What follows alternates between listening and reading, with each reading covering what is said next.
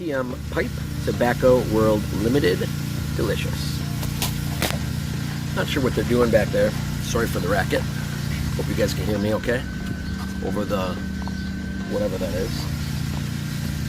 It's a quick VR to typing. Nope, not typing Piper. VR to Yardism. I watched Typing Piper's VR to Yardism prior to this. So, and Yardism is asking about movie tropes. So things that movies do, probably like a cliche type deal that ruins it. That ruins the movie, kind of. But it's a common theme, I guess, that movies do. And my main big one is humanizing the character.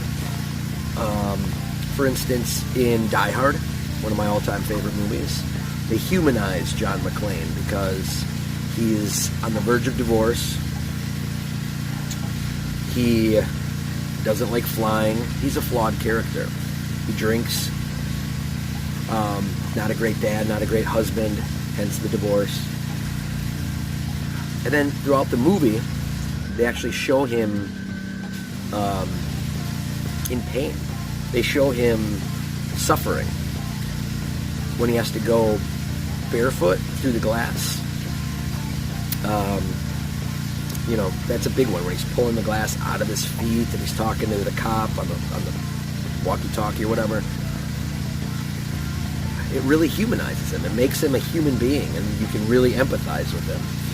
Now, a movie that does this horribly is, and I'm a huge Mission Impossible fan, for the movies at least, and Mission Impossible 2, directed by John Woo, did this the worst, because Tom Cruise is the main character, Ethan Hunt, and he can't die in that movie. Like, I remember there's a scene where he's riding a motorcycle and it's like flipping in the air, and he's like running on top of it as it's flipping, and then dives down and gets the guy, and everything was just so over the top.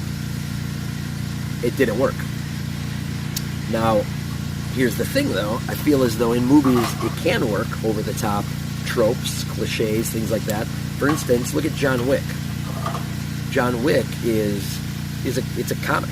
It's like, there's no way anyone can survive all of that, as well as they call it gun fu. Instead of kung fu, they call it gun fu, because when he shoots, he like does this. It's like he's hitting the guy, right? Or hitting the guy he's trying to shoot. So he like ba-boom, ba-boom, ba-boom, and he goes all over the place. He's shooting, blah blah blah. But it does it well. It takes itself pretty seriously, oddly enough. Usually movies work better. Movies that have tropes like that and cliches and things of this nature usually work better when they don't take themselves so seriously. Guardians of the Galaxy, Fight Club. They just don't take... The movie is almost poking fun at itself at times. Love that, actually. No, movies don't do that enough. That said, it just depends on on everything. The directing, the acting, the writing, the editing. Editing's huge. So I feel as though some tropes work in certain movies. John Wick. That's again a perfect one. Perfect example where the main character can't die. He can be beat the shit out of, right? Bloody, broken bones, you name it, and he'll still come back. And it does it well. Whereas Mission Impossible 2, poor, bad. And I love the Mission Impossible movies. Can't wait for the new one, in fact.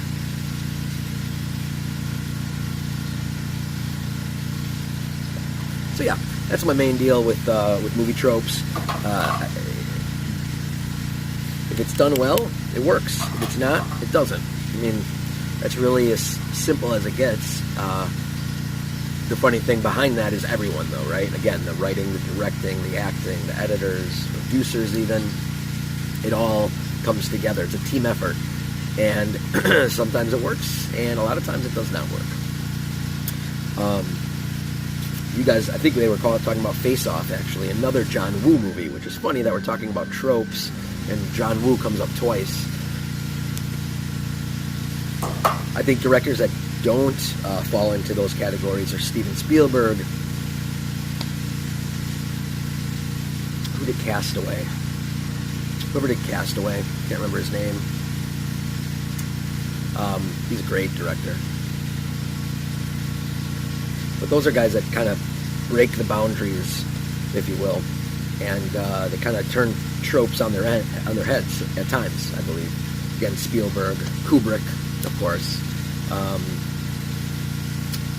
That's all I got. All right, guys. Hope all is well.